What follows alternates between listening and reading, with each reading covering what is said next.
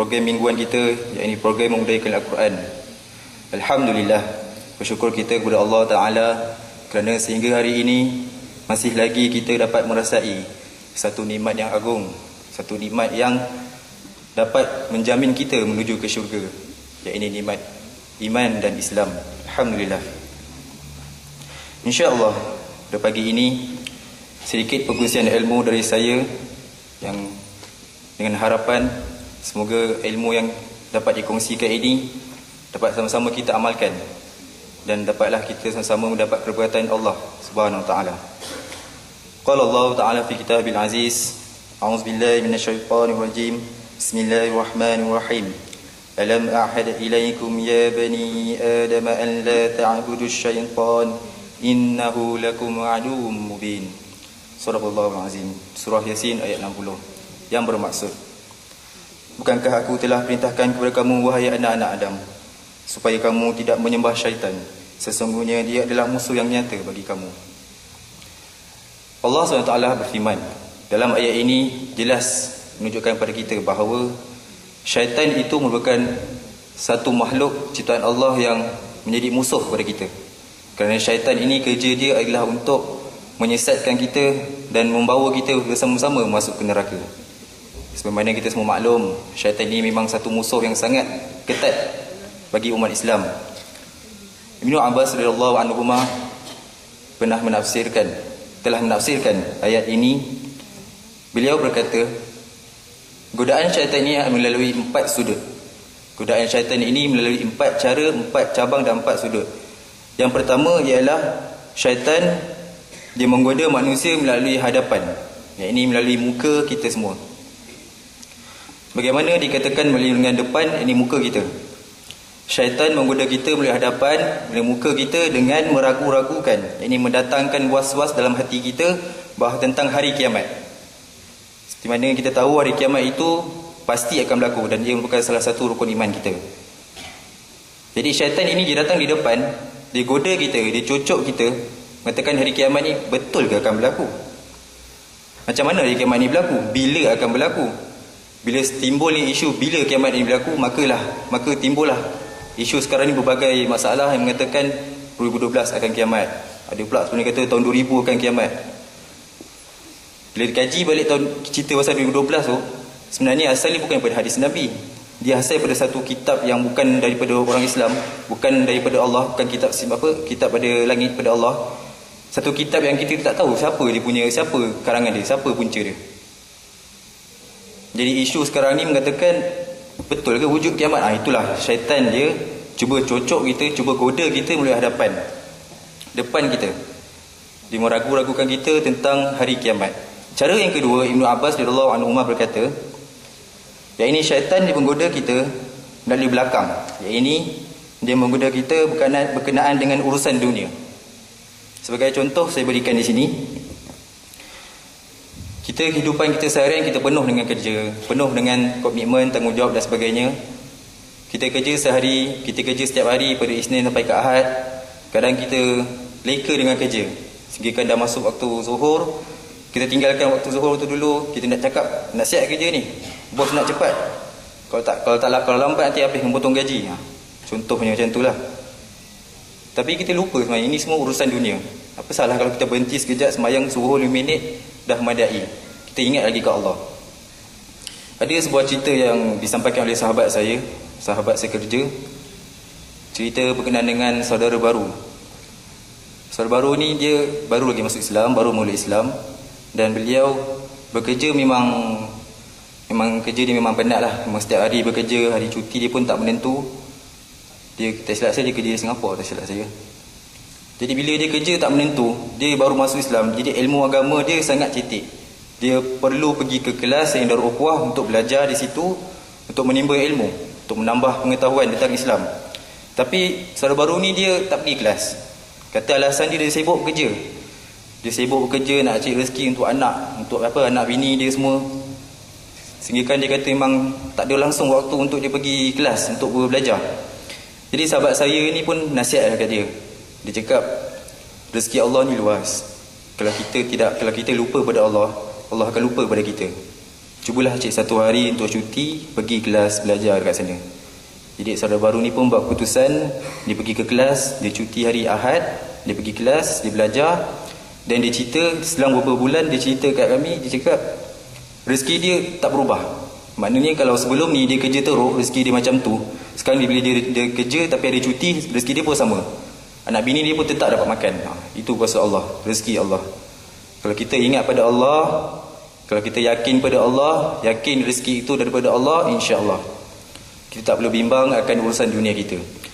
Hadirin dan hadirat rahmat Allah sekalian, perkara ketiga ataupun sudut ketiga yang diterangkan oleh Ibnu Abbas radhiyallahu anhuma, iaitu syaitan itu akan goda manusia melalui sebelah kanan. Tadi depan, belakang, di sebelah kanan pula. Dari sebelah kanan ini syaitan goda manusia dengan menghidupkan melahirkan samar-samar tentang urusan agama. Lebih lagi kita yang di jabatan agama ini berpengetahuan ilmu, berpengetahuan tinggi tentang agama, berhati-hati dengan godaan sebelah kanan. Kita tengok kanan tak nampak siapa kan. Itu syaitan, dia goda manusia sebelah kanan, niat dia untuk melahirkan rasa was-was tentang urusan agama. Sebagai contoh ni, orang yang bercakap tentang Allah tanpa ilmu. Dia cerita Allah gini, Allah itu Maha Agung. Betul, cakap yang betul. Tapi bila cerita pasal hukum, tanya pasal hukum. Ustaz, apa hukum ni Ustaz? Dia pun main jawab je. Sebagai contoh tanya, Ustaz, apa hukumnya wanita menziarahi kubur? Apa hukum dia Ustaz? Dia tak tahu tentang hukum tu, dia main jawab je. Perempuan ziarah kubur wajib. Kubur tu kan kita kena pergi. Nabi kan pesan, ingat mati itu penting.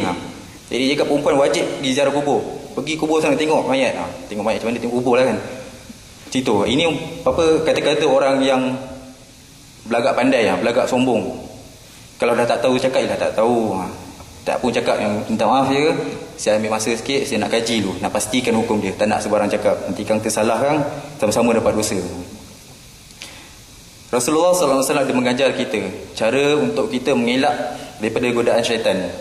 Qala Rasulullah SAW, ya'ti syaitan ahadukum fayaqulu faman khalaqa kaza wa man khalaqa kaza hatta yaqul man khalaqa rabbuka fa iza ballaghahu falyasta'izu billah walinatihi. Rasulullah SAW bersabda yang bermaksud, ya'ti syaitan ahadukum, telah datang syaitan kepada salah seorang daripada kamu. Fayaqulu faman khalaqa kaza, maka syaitan bertanya, siapakah yang menciptakan kitab ini? Siapa yang ciptakan lampu ni? Siapa yang ciptakan dewan yang sebesar ni? Hatta yaqul man khalaqa rabbuka, sehingga syaitan berkata, siapa yang cipta Tuhan kamu? Siapa yang cipta Allah? Ini dia punya godaan syaitan, dia punya cara dia nak cocok kita, sehingga dia tanya siapa yang cipta Allah.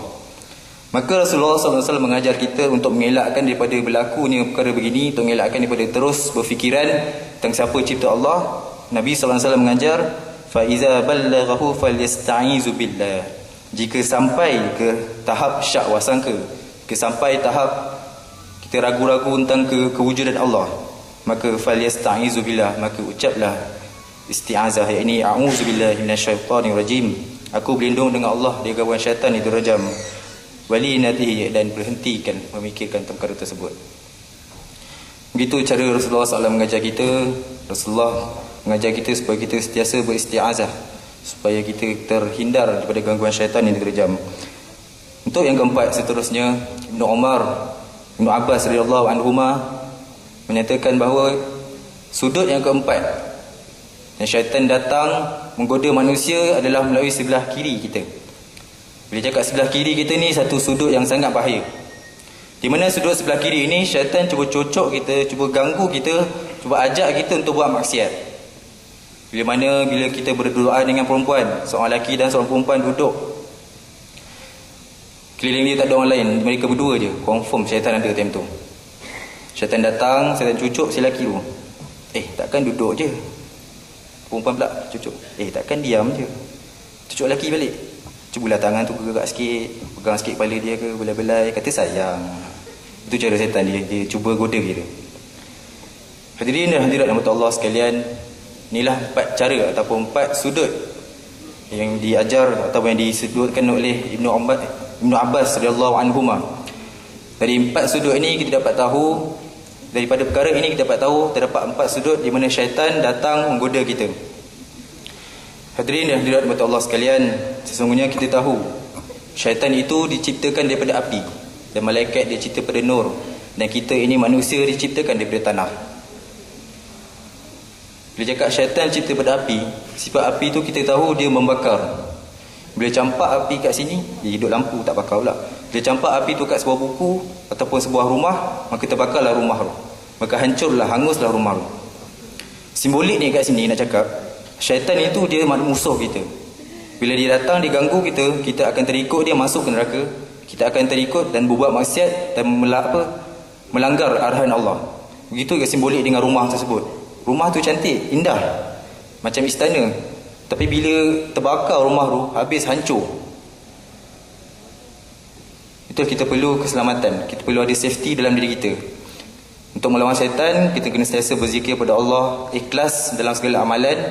Macam tu juga simbolik dengan rumah tersebut. Kalau nak elak pada kebakaran, mesti ada apa panggil fire extinguisher, pemadam api, ataupun yang biasa kat dinding atas pun ada air tu, kesan asap yang tidak akan keluar air. Itu antara safety yang kita kena ada untuk mengelakkan diri daripada gangguan syaitan yang direjam.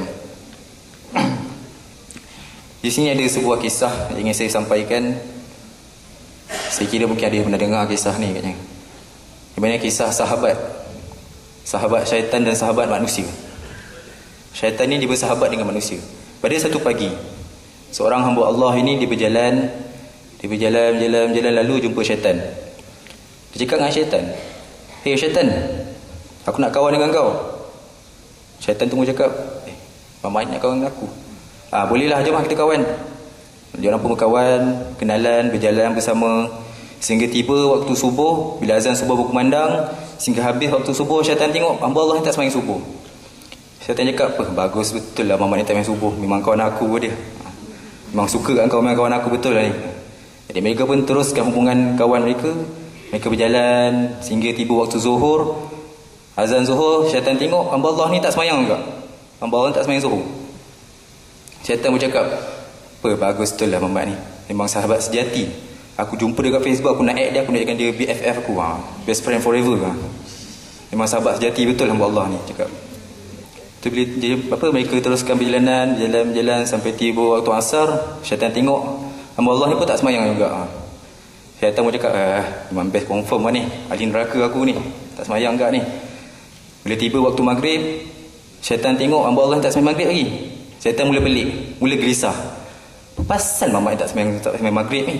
Tempat waktu kita tak sembahyang. Pelik, dia mula gelisah, dah tak tentu arah. Bila tiba waktu isyak, syaitan tengok hamba Allah ni pun tak sembahyang isyak juga. Syaitan dah tak tahan dah. Aduh, aku surrender, tak boleh kawan ni. Tapi aku tak jumpa dia kat Facebook lagi. Aku tak add dia lagi. Saya cakap memang tak boleh kawan ni. Syaitan jumpa dengan hamba Allah. Syaitan cakap, wahai hamba Allah, aku tak boleh nak berkawan dengan kau lagi. Aku tak sanggup nak berkawan dengan kau. Betul, Allah ni pun tanya, kenapa tak nak kawan aku lagi? Apa salah aku? Kita baru kenal pagi tadi. Baru tak sampai sehari ni. Kenapa nak pisah pula ni? Betul, syaitan cakap, dulu masa aku hidup kat syurga, aku dilaknat oleh Allah kerana aku tidak sujud pada Nabi Adam. Aku sekali langgar perintah Allah, Allah tu laknat aku. Allah tu halau aku dari syurga. Sedangkan kau manusia, 5 kali dalam sehari kau tak sujud pada Allah. Aku tak tahu berteruk, betapa murkanya Allah pada kau.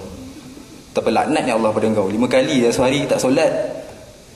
Bayangkan syaitan baru sekali tu pun dah kena laknat, dah kena murka dah. Apalagi kita manusia yang 5 kali tak semayang. Semoga ini tak ada kat sini lah rasanya. InsyaAllah kat sini semuanya baik-baik, soleh-soleh semuanya. Orang luar lah. Hadirin dan hadirat jemaah Allah sekalian,